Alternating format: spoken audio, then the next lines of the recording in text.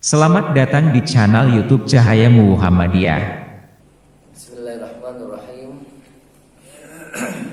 Assalamualaikum warahmatullahi wabarakatuh. Innal hamdalillah nahmaduhu wa nasta'inuhu wa nastaghfiruh wa na'udzu billahi min shururi anfusina wa min sayyiati a'malina. Man yahdihillahu fala mudilla lahu wa may yudlil fala hadiya lahu. Asyhadu an la ilaha illallah wahdahu la syarika lahu wa asyhadu anna Muhammadan 'abduhu wa rasuluh. Allahumma shalli wa sallim ala Rasulillah wa ala alihi wa sahbihi wa mawala. Rabbi shrah li sadri wa yassir li amri wahlul 'uqdatam min lisani yafqahu qawli, amma ba'd. وقال الله تعالى: أعوذ بالله من الشيطان الرجيم يا أيها الذين آمنوا اتقوا الله حق تقاته ولا تموتن إلا وأنتم مسلمون. Sadaqallahu العظيم. Para bapak dan ibu jamaah taklim Sabtu pagi yang saya hormati, yang berbahagia, dan mudah-mudahan Allah Subhanahu wa taala senantiasa memberikan barokah, rahmat, hidayah serta maghfirah kepada kita semuanya. Amin ya rabbal alamin. Alhamdulillah, bersyukur kepada Allah Subhanahu wa taala pada kesempatan pagi hari ini kita masih diberi nikmat oleh Allah, nikmat sehat, sempat, iman, Islam dan juga aman.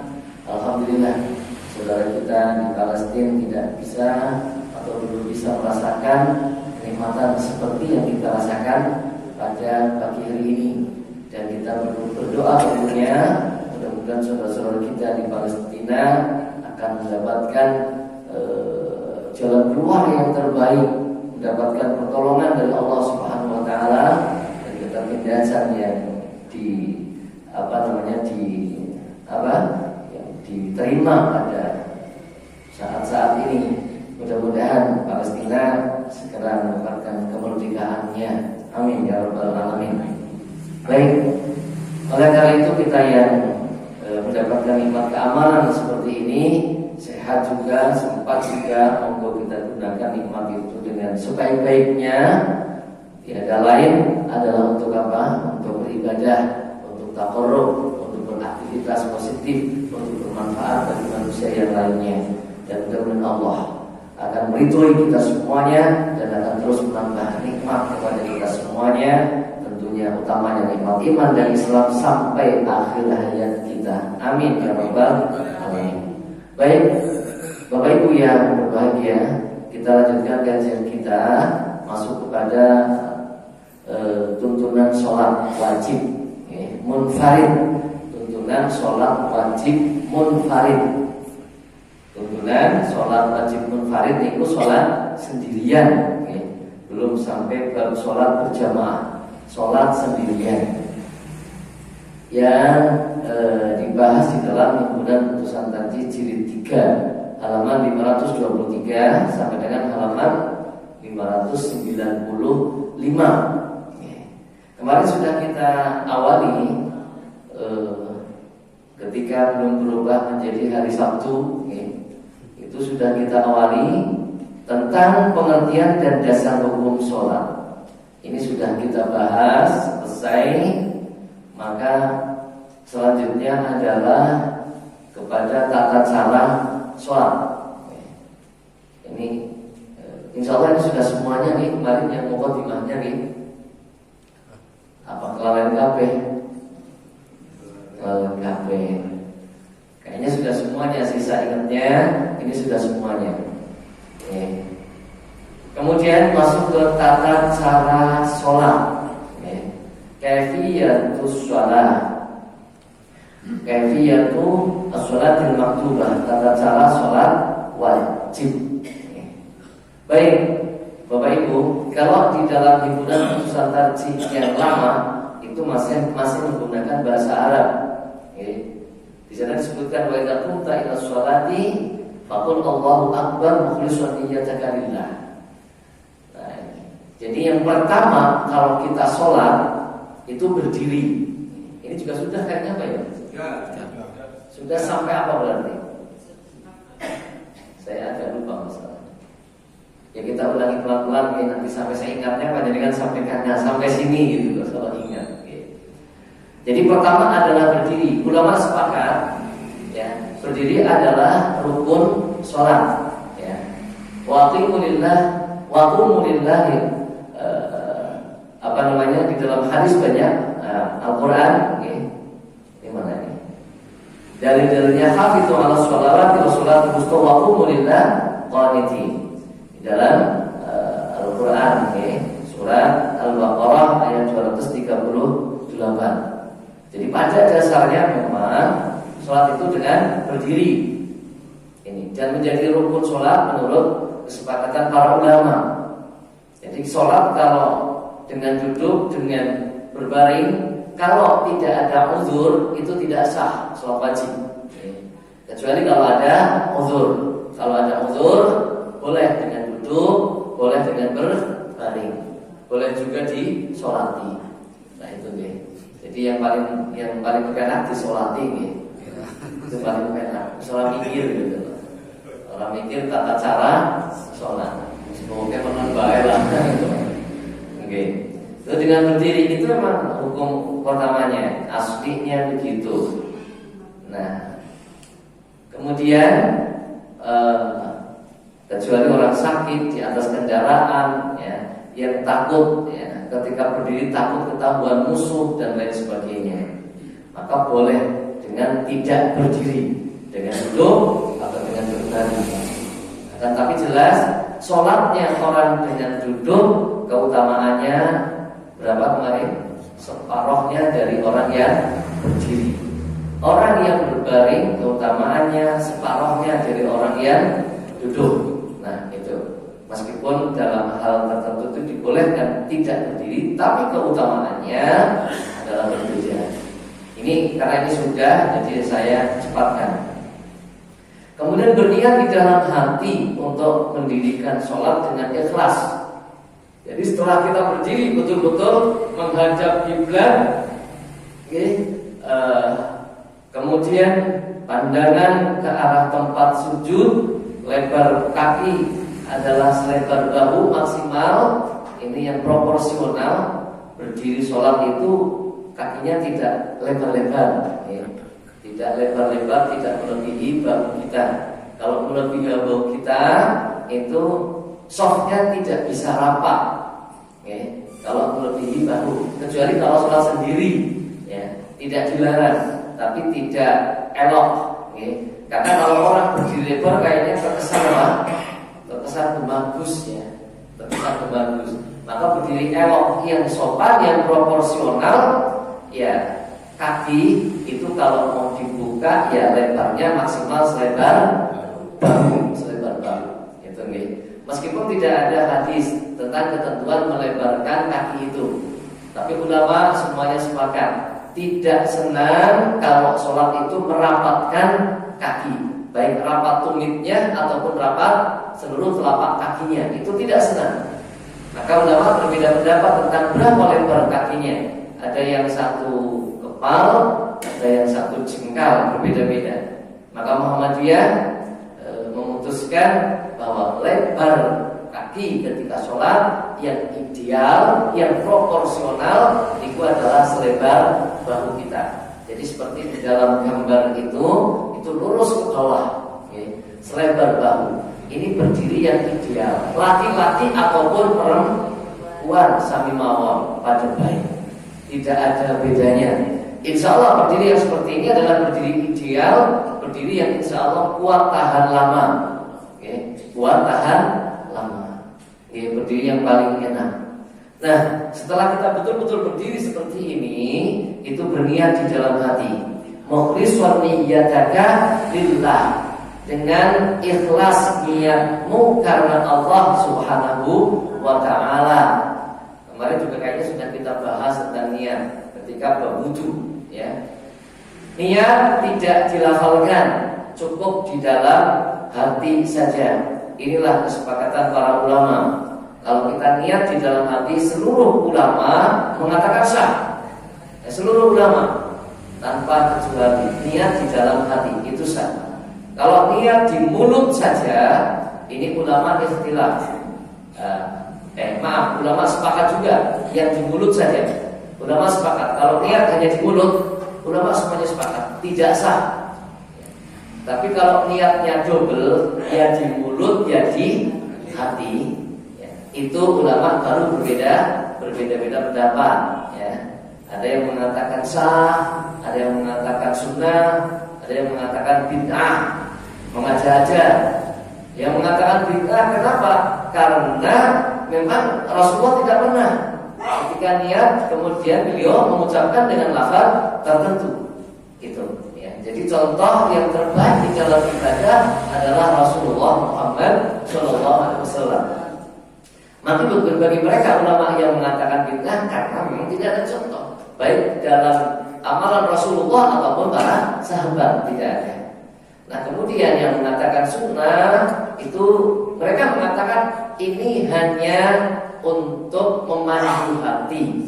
Jadi sunnah secara fikih bukan secara syariat. Ya. Jadi secara fikihnya adalah sunnah, tapi tidak ada di dalam Al-Quran ataupun di dalam Al-Hadis. Nah ini. Nah bagaimana Muhammadiyah kembali kepada apa yang dilakukan oleh Rasulullah Muhammad SAW, yaitu ketika dia tidak melafalkan, cukup di dalam hati. Nah itu Bapak Ibu. Okay? Jadi kemarin sudah kita bahas juga.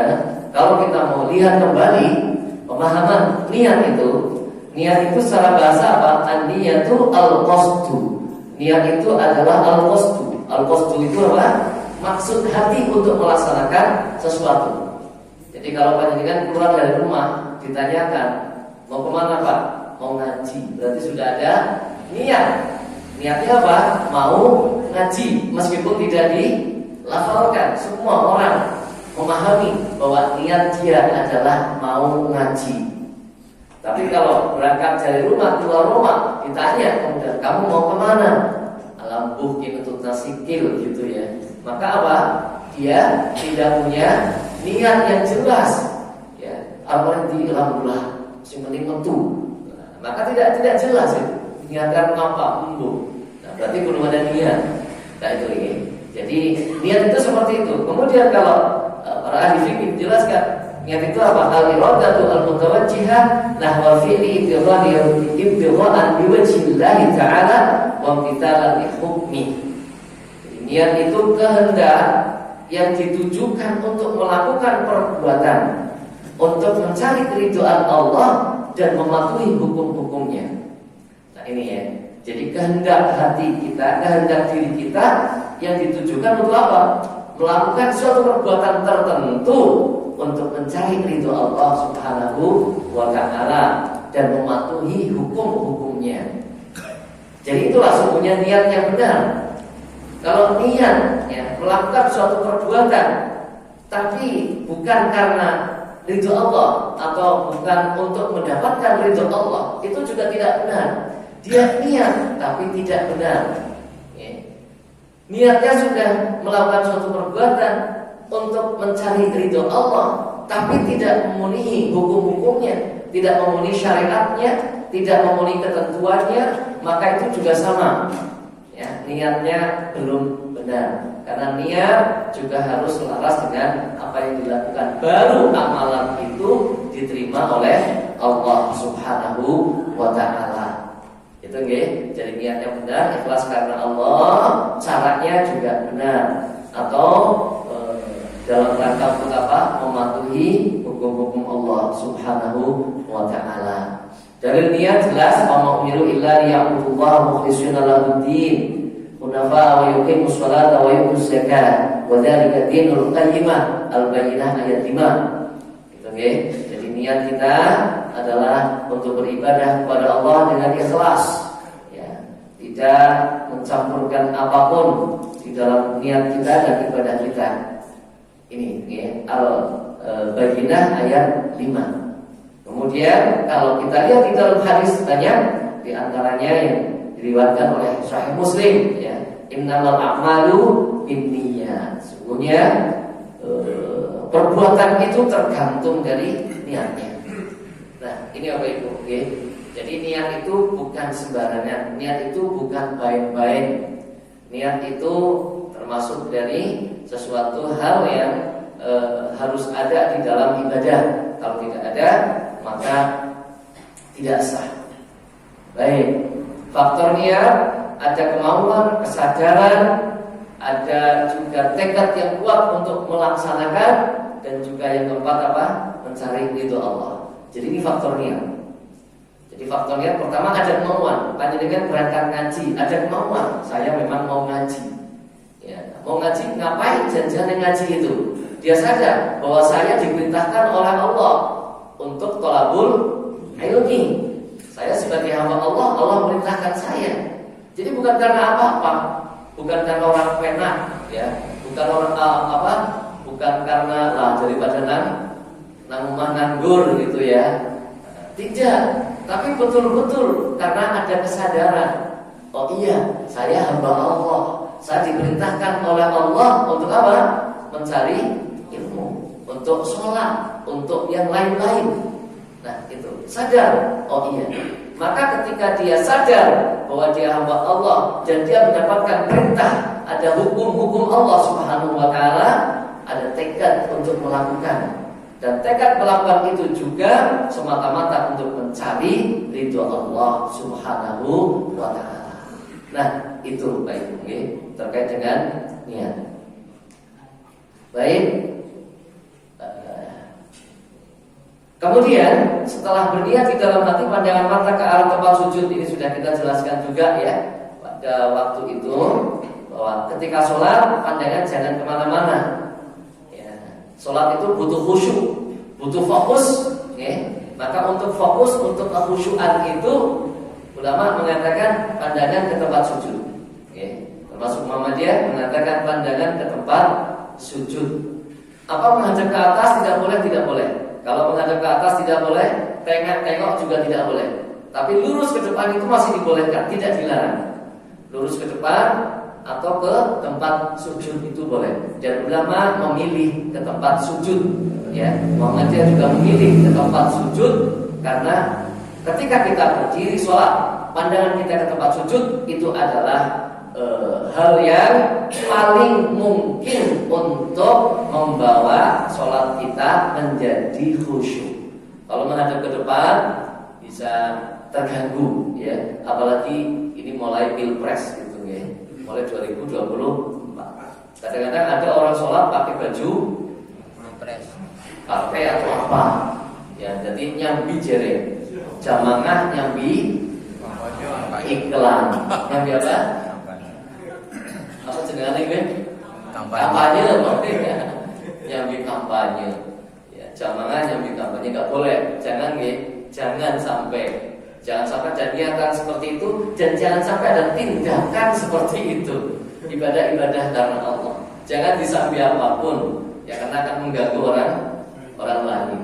Nanti orang jebule, tidak boleh. Nah itu, maka ketika pandangan kita ke tempat sujud, insya Allah tidak akan terganggu oleh siapapun. Fokus ke tempat sujud, maka tidak akan terganggu. Yang di depannya mau model apa bajunya, nggak peduli gitu ya, tidak ada gangguan. Nah ini apa Ibu? Nah kemudian posisi kaki sejajar dengan bahu. Setelah posisi kita begitu betul-betul berdiri tegak menghadap kiblat, pandangan ke arah tempat sujud, kemudian hati kita sudah berniat untuk sholat subuh misalnya, karena Allah Subhanahu wa ta'ala, berarti kita sudah fokus nih. Dari awal sudah fokus, oh iya, saya ini mau sholat, saya ini mau sholat subuh karena Allah. Fokus. Nah insya Allah ke belakangnya amalan itu juga akan terlaksana dengan baik. Tapi kalau niat kita nggak jelas atau kita belum fokus, misalnya orang yang masbuk ya, lari-lari sok, bujuk-bujuk sampai situ langsung gedebuk balik, langsung takbiratul ihram. Wah ini ya asik gap-gapan, ya, maka ya sholatnya akan sangat sulit untuk khusyuk. Baik, berikutnya adalah takbiratul ihram. takbiratul ihram. Ini adalah pembuka sholat. Kenapa dikatakan takbiratul ihram? Karena takbir itu membatasi, merupakan start kita di dalam melakukan ibadah sholat. Setelah kita takbiratul takbir, itu maka haram melakukan apapun yang tidak diperintahkan oleh Allah dan Rasulnya.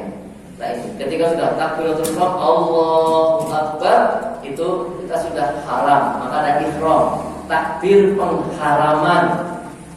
Ya, jadi takbir yang setelah takbir itu kita haram melakukan perbuatan, ucapan apapun selain yang disyariatkan, kecuali ada uzur.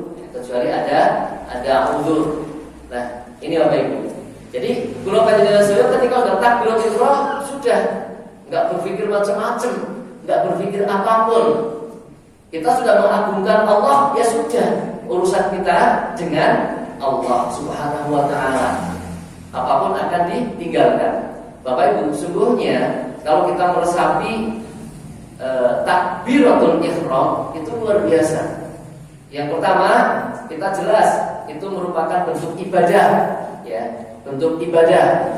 Yang kedua, kita mengagungkan Allah Subhanahu wa taala. Yang ketiga, kita itu merasa rendah, merasa hina di hadapan Allah Subhanahu wa taala.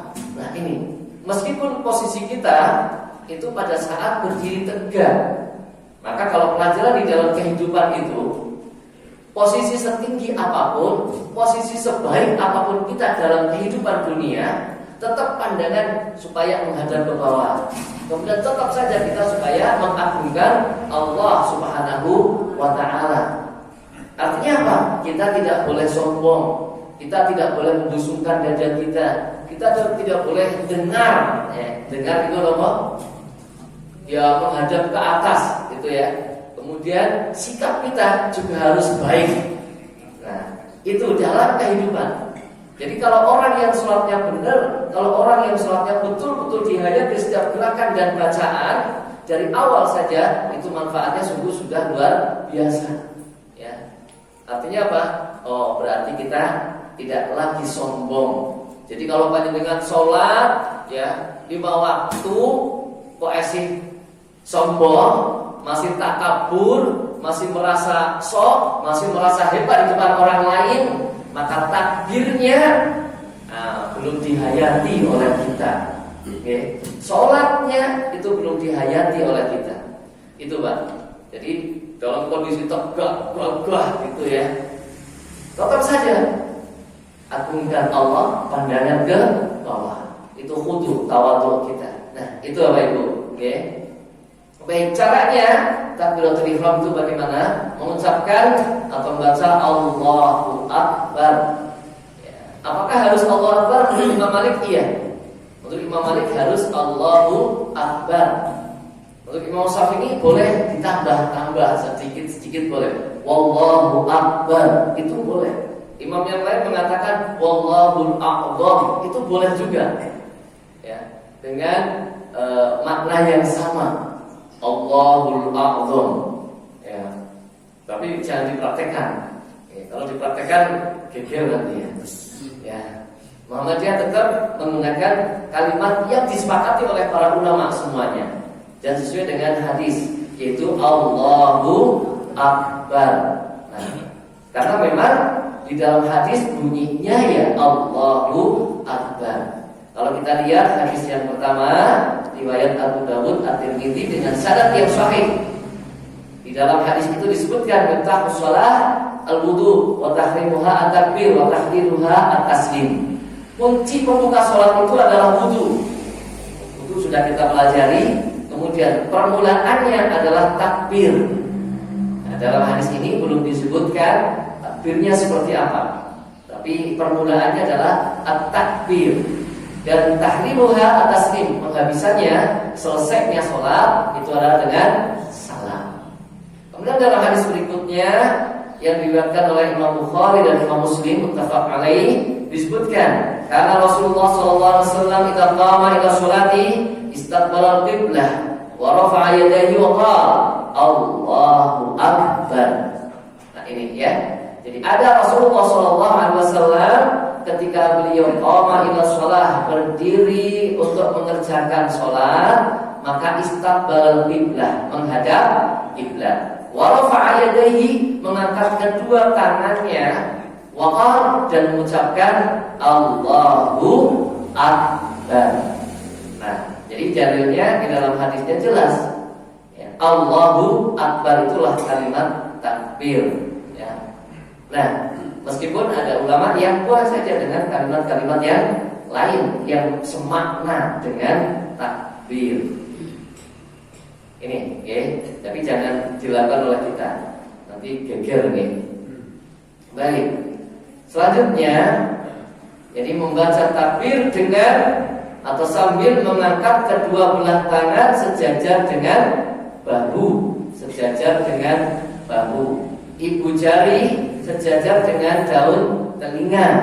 Ya, ibu jari tangan, ya, ibu jari tangan sejajar dengan daun telinga. Jari-jari tangan sedikit direnggangkan, tidak rapat. Ya.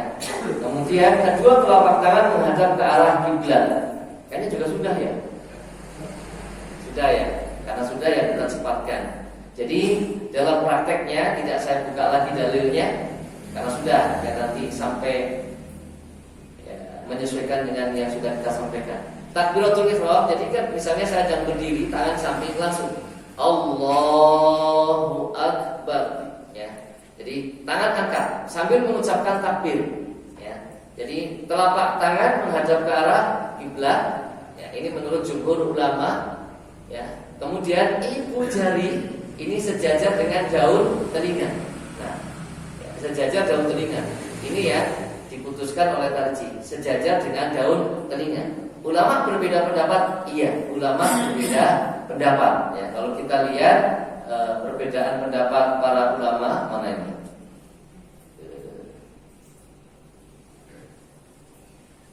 Kita lihat, ya.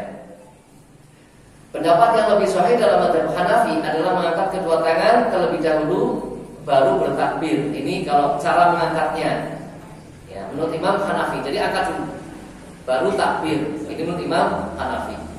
Kemudian Imam Malik, ya, tangan diangkat ketika mulai dalam takbiratul ihram. Tangan diangkat ketika mulai dalam takbiratul ihram dengan punggung tangan menghadap ke arah langit. Ini punggung tangan. Itu Imam Malik. Jadi dari sini Allah, nah, seperti ini menghadap ke atas. Itu Imam Malik. Bukan begini, tapi nah, telapak tangan menghadap ke bawah, punggung tangan menghadap ke atas. Itu Imam Malik, ya. Kemudian Imam Syafi'i dan Hambali mengangkat tangan bersamaan dengan permulaan takbiratul ihram dan diakhiri keduanya bersamaan dengan habisnya takbir, serentak, tidak saling mendahului. Dan dalam penjelasan telapak tangan menghadap ke arah depan, ke Ka'bah. Ini selain Imam Malik, semuanya berpendapat telapak tangan ketika takbiratul ihram menghadap ke arah Ka'bah. Nah, seperti itu, ya. Jadi Imam Syafi'i dan Hambali sama pendapatnya seperti Muhammadiyah. Dari bawah angkat Allahu Akbar. Nah, bareng, ya. Jadi angkat dia langsung Allahu Akbar. Telapak tangan menghadap ke arah Ka'bah, tidak dirapatkan, juga tidak dibuka, tidak buka, tidak rapat, tapi dibuka sedikit, ya. Seperti ketika tangan kita berada di bawah, normalnya adalah memang membuka sedikit. Dari sini Allah, ya. Ini setinggi daun telinga. Tapi bukan berarti ditaruh di samping telinga. Biasanya ibu saya sering lihat praktek ibu begitu. Allah, no. Akhirnya apa? Telapak tangannya menghadapnya ke atas. Cukup di depan aja. Allah, kira-kira ya setinggi daun telinga bagian bawah. Allahu Akbar. Nah, itu, ya. Jadi mengangkat tangannya menurut Muhammadiyah dan menurut jumhur ulama berbarengan dengan mengucapkan apa? Takbir. Bukan takbir dulu atau bukan mengangkat dulu. Karena ada orang yang Allahu Akbar sudah bersedekah baru takbir. Itu ada, ya. Sudah bersedekah baru takbir. Nah, ada model kayak gitu. Padahal jumhur ulama tidak seperti itu. Ya, Imam Hanafi yang berbeda hanya Imam Hanafi mengangkat dulu, bukan sedekap dulu. Allahu Akbar. Kalau yang lain bersamaan, Allahu Akbar. Awalnya bareng, rampungnya juga bareng. Jadi Allahu Akbar. Nah, itu apa itu? Ya, baik. Nah, tingginya mengangkat tangan kalau berdasarkan pendapat beberapa ulama, ya, Maliki dan Syafi'i setinggi pundak, ya, setinggi khatwa mankibai. Hambali boleh memilih, ini Imam Hambali boleh memilih setinggi pundak atau setinggi telinga, itu boleh. Imam Hambali. Imam Hanafi membedakan antara laki dan perempuan, itu Imam Hanafi. Kalau laki-laki sejurus dengan daun telinga, Imam Hanafi, ya, Imam Hanafi. Kalau perempuan, Imam Hanafi pundak. Nah, pundak saja ini ya diperselisihkan. Artinya pundak yang sejajar dengan pundaknya ini apa jempol? Ya. Kalau telinga kan jempolnya yang setinggi dengan telinga. Ya. Tapi kalau setinggi pundak apanya? Apakah ini? Apakah jempolnya? Kalau jempol berarti ini lebih tinggi. Nah, maka ulama yang lain berbeda. Ya, Ibnu Qudamah misalnya, ujung jari tangan harus sampai daun telinga. Ini pendapat Ibnu Qudamah. Ulama Hambali. Jadi, nah, kan seperti ini berarti ya. Yang sejajar dengan pundak ini berarti apa? Jempolnya. Itu ya. Ini Imam Ibnu Qudamah. Ininya sampai telinga. Kemudian Imam Nawawi pengikutnya Imam Syafi'i, ujung jari harus lebih tinggi dari daun telinga. Ujung jari lebih tinggi dari daun telinga. Oh, berarti jempolnya sejajar dengan daun telinga. Nah, itu. Nah, yang dilakukan atau yang diputuskan oleh Muhammadiyah sama dengan pendapatnya Imam An-Nawawi, yaitu ya ujung jari otomatis di atas daun telinga dan ibu jari sejajar dengan daun telinga bagian bawah. Ini otomatis prakteknya seperti itu. Nah, itu apa itu? Oke. Kemudian hukum mengangkat tangan. Ini sudah belum sih ya? Belum ya? Kalau ini kayaknya belum ya? Belum saya sampaikan. Ya, Hanafiyah dan Malikiyah tidak disunahkan mengangkat tangan selain pada saat takbiratul ihram. Nah, ini mengangkat kedua tangan. Ini Imam Hanafi dan Hambali mengatakan tidak disunahkan kecuali pada saat takbiratul ihram saja. Selain takbiratul ihram tidak ada mengangkat tangan. Takbir intiqal itu menurut Imam Hanafi dan Maliki. Imam Hambali disunahkan mengangkat kedua tangan tidak hanya pada takbiratul ihram, yaitu pada ketika rukuk dan ketika i'tidal. Rukuk, i'tidal, berarti tambah 2, 3, ya. Jadi ketika Allahu Akbar, ketika apa? Rukuk, Allahu Akbar, ketika sami Allahu liman hamidah. Ini menurut Hambali. Menurut Syafi'i ini sama dengan pendapat Muhammadiyah. Di dalam hal ini Muhammadiyah sama pendapatnya dengan Imam Asy-Syafi'i karena berdasarkan hadis, ya. Disunahkan mengangkat kedua tangan tidak hanya pada takbiratul ihram, yaitu ketika rukuk, ketika i'tidal dan ketika bangkit dari tasyahud awal. Berarti berapa kali? 4 kali, ya. Jadi 4 kali. Ketika Allahu Akbar, ketika rukuk, Allahu Akbar rukuk, ketika sami Allahu liman hamidah, dan ketika tasyahud awal, selesai tasyahud awal berdiri menuju rakaat ke-3, maka sebelum bersedekah angkat tangan juga dari sujud. Allahu Akbar sedekah. Berarti 4 kali. Itu kita mengangkat tangan di dalam sholat. Nah, itu. Baik, itu pendapat para ulama tentang mengangkat tangan. Oke. Baik, kemudian bersedekah. Nah, ini apa itu? Ya, ini sampai jam berapa biasanya? Ya, 5:30. Iya. Subuhnya gasik ya. Iya. 5:30. Baik, berarti tinggal sekian menit. 20 menit. Bersedekah, ya, bersedekah. Jadi tadi mengangkatnya, sedekah bersedekahnya. Kalau Imam Malik itu tidak bersedekap, ya taruh di bawah, di samping kanan dan kiri. Jumhur ulama tetap bersedekap. Ya. Bersedekapnya bagaimana? Telapak tangan kanan menggenggam pergelangan dan hasta tangan kiri. Telapak tangan kanan menggenggam pergelangan dan hasta tangan kiri seperti di dalam gambar. Ya. Nah itu kita lihat dalilnya. Li hadis Wa'il qala shallaitu ma'a Rasulillah sallallahu alaihi wasallam wa wada'a yadahu yumna ala yadihi yusra ala sadri. Hadis dari Wa'il bin Hujr. Saya salat bersama Rasulullah sallallahu alaihi wasallam dan beliau meletakkan tangan kanannya pada tangan kirinya di atas dadanya. Di dalam Sahih Ibnu Huzaimah. Ya. Jadi di atas dada, di dada ya. Nanti kalau di atas dada nanti apa? Pemahamannya di leher, nanti repot malah. Bukan Allah Akbar, bukan di leher ya, tapi di dada. Di dada itu mana? Ya di atas ulu hati. Perut ada ulu hati kan tengah-tengah ya. Ulu hati itu letaknya antara perut dan dada, itu ulu hati. Maka kita di atas ulu hati. Nah, ya itu di dada. Nah, kemudian hadis yang lain dari Wa'il juga menurut Abu Dawud dan An-Nasa'i, "Summa wada'a yadul yumna 'ala dhahri kafil yusra wa rusli was-sa'idi." Ya, bahwa lalu Rasulullah SAW meletakkan tangan kanannya pada punggung telapak tangan kirinya serta pergelangan dan lengannya. Artinya cara memegangnya itu melewati punggung, bukan di bawah. Nah, bukan begini atau begini. Ternyata ada pak orang yang sholat pernah saya melihat itu begini sedekapnya. Ya. Maka ini keliru, tidak sesuai dengan hadis.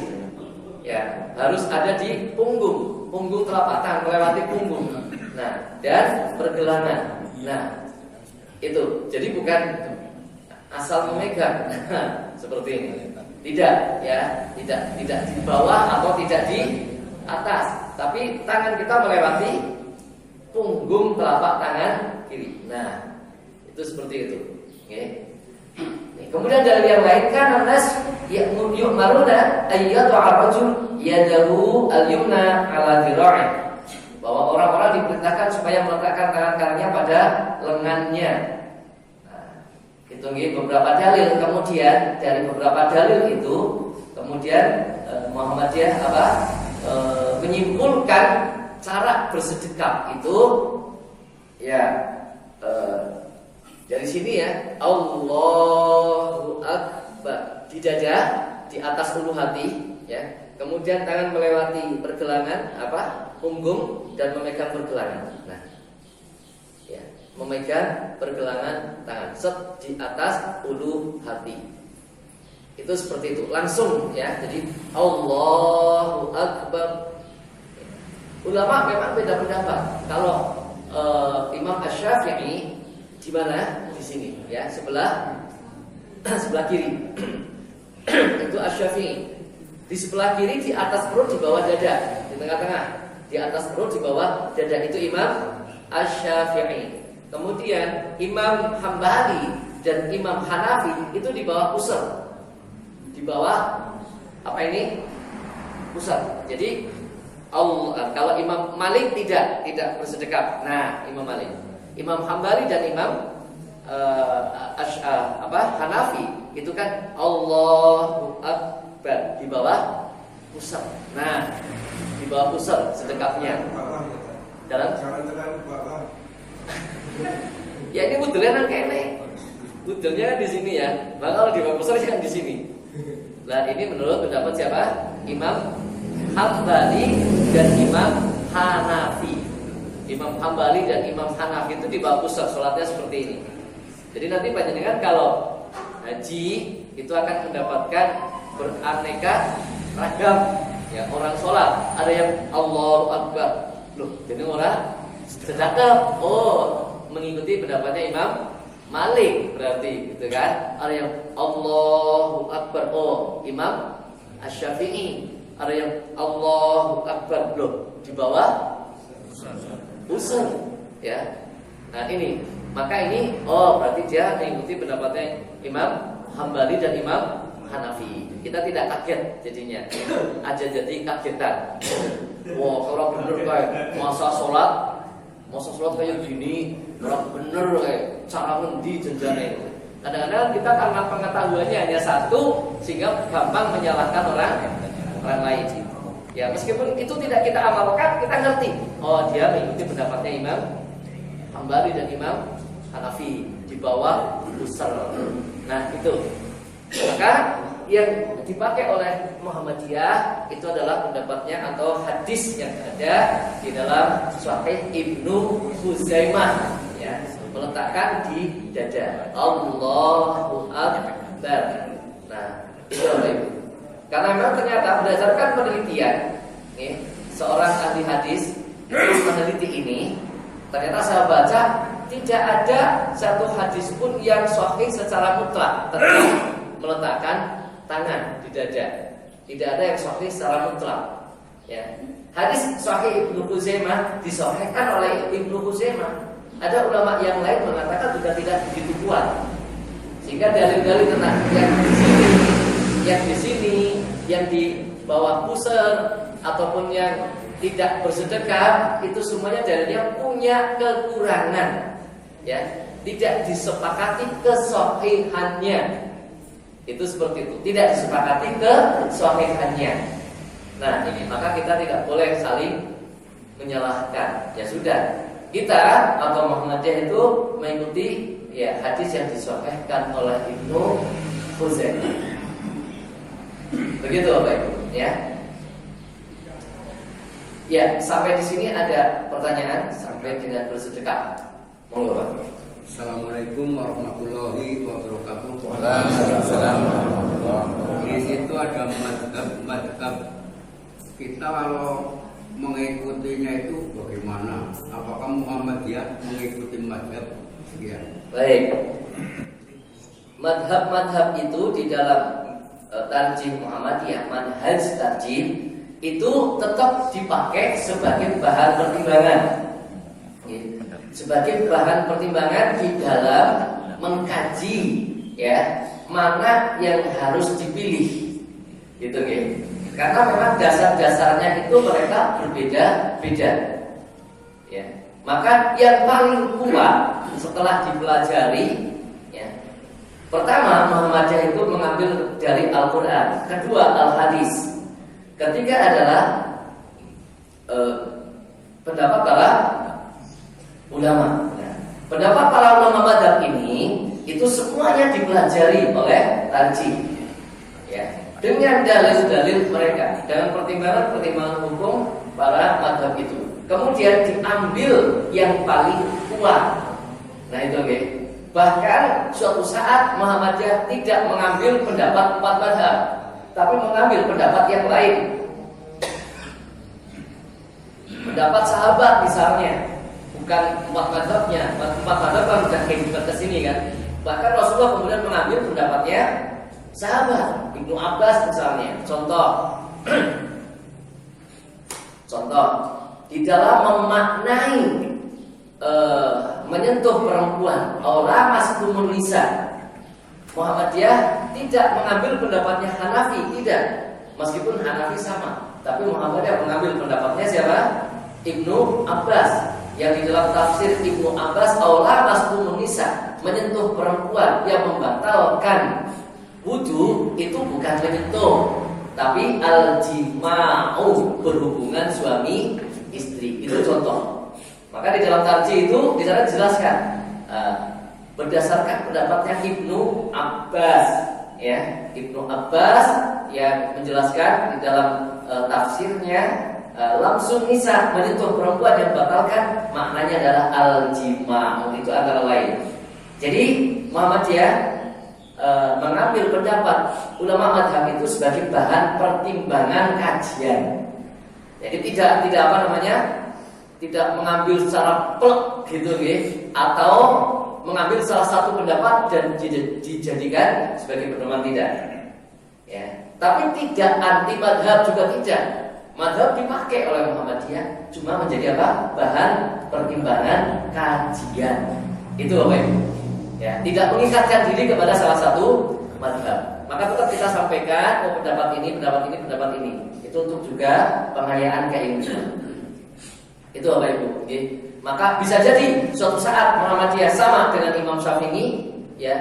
Misalnya dalam sholat, takbiratul ihramnya bagaimana, kemudian apa sama dengan Imam Syafi'i, kemudian berbeda dalam hal yang lainnya. Itu gitu. Contoh dulu Muhammadiyah ketika niat itu letaknya bersamaan dengan takbiratul ihram, sama dengan pendapatnya Imam Asy-Syafi'i. Ini di HPT 1, Pak. Jadi di HPT 1 Muhammadiyah itu ya aturannya atau tuntunannya niatnya itu bersamaan dengan takbiratul ihram, itu di HPT 1. Kemudian dirubah ada keputusan baru sebagaimana Imam Syafi'i ada qaul jadid, ada qaul qadim, ya. Nah, kemudian setelah diteliti kembali bagaimana cara pelaksanaannya, kok ternyata sulit. Ternyata sulit orang takbiratul ihram bersama-sama dengan niat di dalam hati. Nah, maka itu menjadi suatu kesulitan. Kemudian dirubah ya fatwa tarjihnya, keputusan tarjihnya menjadi apa? Menjadi sebelum takbiratul ihram, sesaat sebelum takbiratul ihram, itu pada saat berdiri. Itu. Nah, kemudian itu berarti apa? Mengikuti pendapatnya jumhurul ulama selain pendapat Imam Asy-Syafi'i. Nah, itu Pak. Jadi tidak mematokkan diri kepada salah satu pendapat, tidak ya, tidak berafiliasi kepada salah satu pendapat. Jadi pendapat para ulama hanya sebagai bahan kajian, ya, bahan kajian saja. Seperti itu, Pak. Oke, wallahu a'lam. Oke, monggo mana lagi? Mana dulu nih? Ini tadi yang Bapak itu dulu yang tadi berbarengan dengan ini. Apa itu ya? Monggo, Pak. Waalaikumsalam warahmatullahi wabarakatuh. Yang saya tanyakan itu ketika awal sholat berjamaah itu imam mengatakan supaya lurus dan rapat. Nah itu pada rakaat pertama memang lurus dan rapat. Tapi pada rakaat yang kedua itu ada jamaah yang keluar kakinya itu merenggang sampai 10-20 cm. Nah itu gimana itu orangnya melakukan itu? Bagaimana? Baik. Jadi memang dalam hal sholat berjamaah nanti sebetulnya ada ya dalam bab sholat berjamaah. Tapi nggak apa-apa, bocoran terlebih dahulu ya. Ulama berbeda pendapat tentang hukum lurus dan rapat. Ya. Ada yang mengatakan wajib, ada yang mengatakan sunnah. Itu sebagai keutamaan. Maka sawu sufufakum fa inna taswiyatas sufuf min tamamis shalah. Ya, ada yang mengatakan wajib memang. Jadi kalau orang sholat berjamaah makmum tidak rapat, tidak lurus, ada yang mengatakan berdosa, tapi sholatnya sah. Ya, itu ada yang mengatakan wajib. Tapi jumhur ulama, sebagian besar pendapat ulama itu bukan wajib, tapi sunnah, keutamaan. Kalau lurus rapat itu lebih utama. Kalau tidak lurus tidak rapat tetap sah sholatnya, cuma tidak mendapatkan keutamaan. Nah, tentunya yang kita kejar itu kan keutamaan, apalagi ketika menghadap Allah, ketika sholat. Dan rapat lurus bukan suatu hal yang sulit, kan? Bukan hal yang sulit. Maka harus masing-masing dari kita berusaha untuk rapat dan lurus. Caranya merapatkan bagaimana? Apakah harus kaki? Tidak. Justru yang harus kita perhatikan itu sini, Pak. Bukan kaki. Kaki gampang untuk apa? Menyesuaikan. Masalahnya kalau hanya kaki, sininya segini, kakinya yang melebar. Nah itu juga tidak sesuai dengan syariat sesungguhnya. Juga satu lagi. Assalamualaikum warahmatullahi wabarakatuh. Waalaikumsalam warahmatullahi wabarakatuh. Takbir tapi ya mungkin bersama juga. Ketika seorang masbuk, kemudian di akhir kan imam salam, kemudian yang masbuk berdiri itu takbirnya dengan mengangkat tangan apa tidak? Baik. Jadi takbir itu ketentuannya tadi ya. Mengangkat tangan itu pada saat takbiratul ihram, pada saat rukuk, pada saat iktidal, dan juga dari tasyahud awal. Maka panjenengan ketika sholat berjamaah, kemudian imam salam, panjenengan mengangkat tangan atau tidak? Pada saat yang terakhir itu, panjenengan itu tasyahud awal atau bukan? Kalau panjenengan jadikan itu bukan tasyahud awal, maka tidak. Misalnya itu di sholat Isya, sholat Isya, kita terlambat 1 rakaat. Maka pada saat kita terakhir mengikuti imam, itu rakaat berapa? Ketiga, maka tidak mengangkat tangan. Itu oke. Tapi kalau sholat maghrib kita telat 1 rakaat, berarti ya itu kan pada saat terakhir kita mengikuti imam, itu kan tasyahud awal. Jadi dipahami? Maka kurang 1 kan? Nah, maka tetap kita berdiri mengangkat tangan. Itu seperti itu. Oke. Jadi kalau 4 rakaat kemudian kita telat 1 rakaat, berarti kan cuma nambah 1 gitu kan. Nah, pada rakaat yang terakhir bagi kita itu kan rakaat ketiga. Itu nih. Karena awal mengikuti imam menurut para ulama itu jadikanlah sebagai rakaat pertamamu. Itu ya, paham? Jadi ketika kita masuk dengan jamaah, Allahu Akbar, imamnya sudah berapapun rakaatnya, maka bagi kita adalah rakaat pertama. Meskipun kita gerakannya mengikuti gerakannya imam, tapi jadikan itu sebagai rakaat pertama kita. Maka kemudian ketika rakaat ketiga, nah itu adalah rakaat ketiga bagi kita dan rakaat keempat bagi makmum, bagi imam. Nah, maka ketika berdiri ya tidak mengangkat tangan.